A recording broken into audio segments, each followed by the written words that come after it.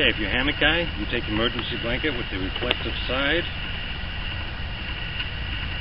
tie it off at both ends, and these things are basically windproof, so the convection coming underneath is going to stop.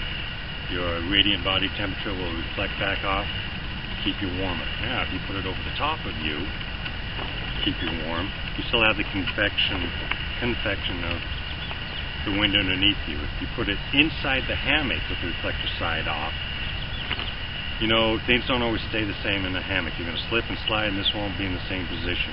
Tie it underneath you, you have insulation, the convection of the wind is going to stop, and your body heat is going to radiate. Now, if you're a ground dweller, put it up over your ridge line, or just tie it off to the tarp that you have. You have your fire out here. That's going to radiate heat off and back down on top of you. Also the convection of the air going over the top, like underneath with the hammock, that's gone now. And if it gets too cold and you really want this on you because you don't want a fire going all night long, take it off the ridge line, pull it over the top, and you'll sleep warmer.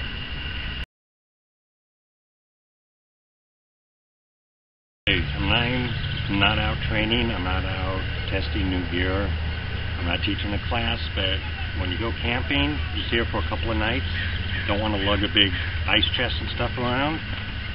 So I got my little buddy cooler here. Alright, so fill it up with ice. I can get my cold water to drink. And since I don't want to deal with ice chests and stuff like that, what you do, put your food in there. Got some eggs, got some hamburger patties, there's some bacon, there's cheese.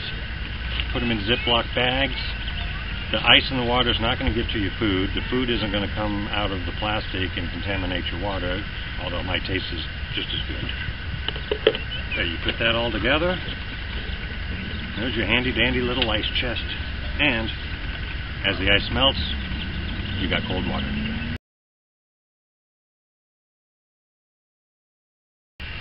Okay, I'm a big fan of surplus stuff. And if you got the canteens with this type of handle on it, get yourself some key rings. Right? Make sure they're big enough to go over this little elbow joint right there. Get 2 of them. Alright, lock the lid down. And grab yourself a stick. Slide the stick on top of the handle and under the key rings, like so, and you've got a little pot holder type deal. Now it's about 80 degrees out here, so I'm not going to build a fire, but you can get the idea. If you don't want to reach in, grab the handle, things get hot, here's your little pot holder, stick it in there, your water or whatever's good, pull it out, that keeps you out of the flames.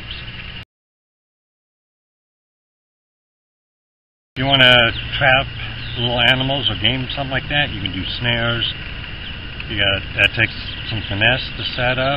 You can do the figure 4 deadfalls.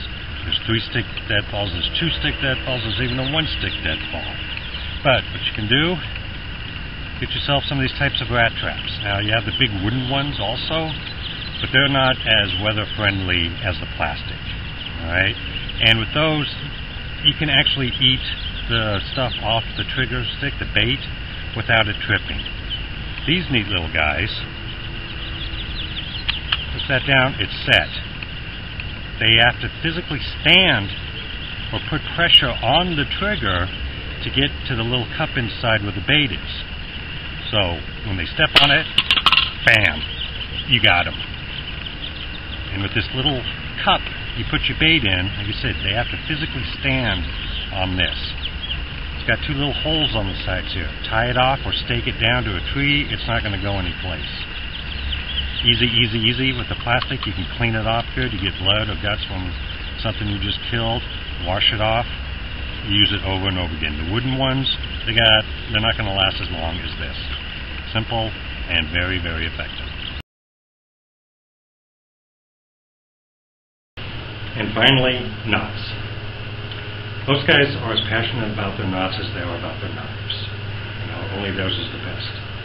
There's these two guys who went out, they set up their camp. One of them started tying everything off, doing the tarps and whatnot. The other guy went out to grab some firewood for the night. He comes back, starts yelling at the guy, you tied the knots wrong, right? There's only two main things you need to know about a knot. Will it hold? Will I be able to untie it? Right?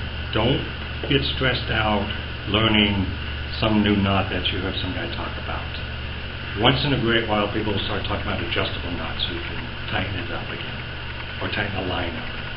So if you need to, learn one good adjustable knot. If you set everything up correctly in the first place, you don't even need that. Right? I spent my time in the Boy Scouts, and I was also in the Navy, so I know all kinds of knots. But you know what? Almost every time that I need something tied up, I put in about 3 granny knots, and that will hold it. That's not going to go anyplace, no matter how much string I put on it. So, will it hold? Can I untie it? That's all you need.